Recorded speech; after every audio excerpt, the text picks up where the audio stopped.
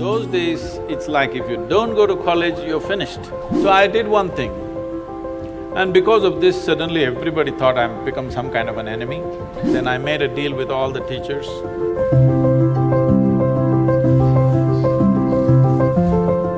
Also, speaking of schooling and parents and careers, right now, we're in an age where there's so many different offbeat careers coming up. As YouTubers, we get this question all the time. How did you talk to your parents about it? How do we convince our parents about this really new career that we have?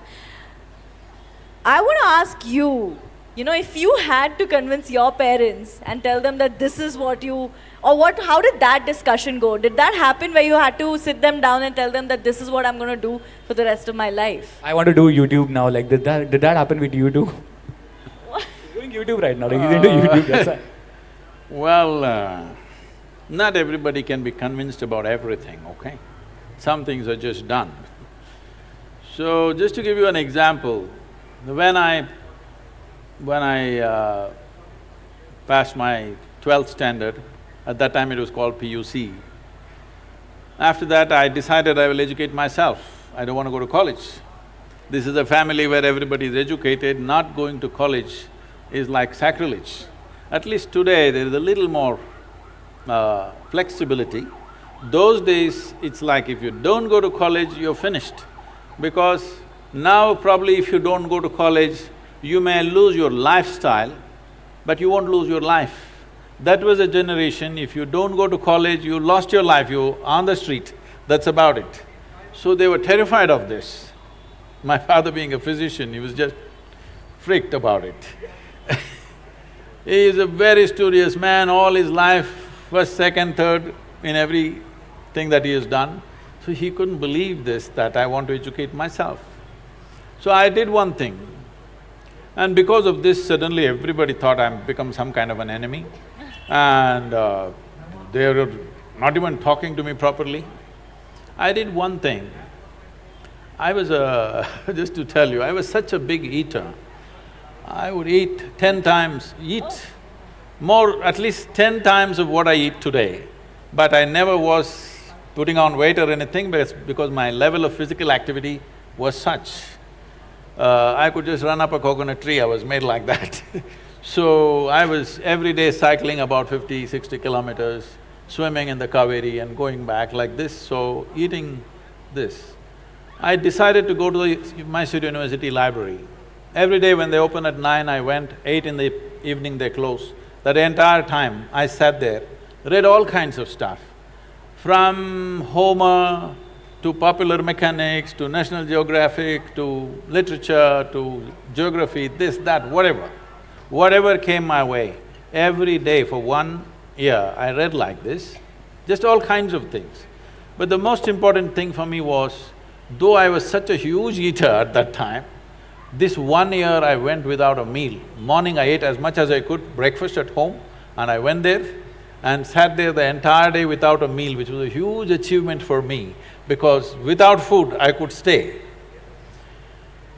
This kind of expanded my way of looking at life, but family drama started, my mother started crying when the next academic year comes, go to college, go to college, go to college. Then I said, if I must go to college, I'll go for literature. My father said, what will you do reading poetry? You must become a doctor. He has seat ready for me in the medical college, everything. I said, no. Then they said, okay, at least do engineering. Then I said, see, Please do engineering. if I say I don't want to be a doctor, if you told me become a veterinary doctor, Ayurvedic doctor, at least a witch doctor, I would look at it. If I say no doctor, you say engineer, I'm not going to listen to this. Your problem is society, your problem is not me. So I just went for literature, and these 3 years, I went there in the beginning and they all had ready-made notes, the teachers, they would read. And everybody writing down. Those days fountain pens, kara kara kara kara, it makes noise, it just irritated me. I said, I don't want to listen to this kara kara noise. I gave them a suggestion, if you give that notes wherever you got it, we will photocopy it and give it back to you. We don't have to come, you don't have to come. Then if I'm there, I'll ask 100 questions. So they didn't like it, then I made a deal with all the teachers that they'll give me attendance. That was my only concern.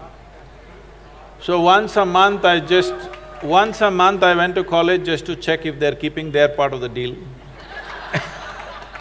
My life is so similar, yeah. So I explored the geography of Mysore district in such a way, every village track, every hill that is there, every little bird nest, whatever is there, everything I paid attention, just wandering aimlessly.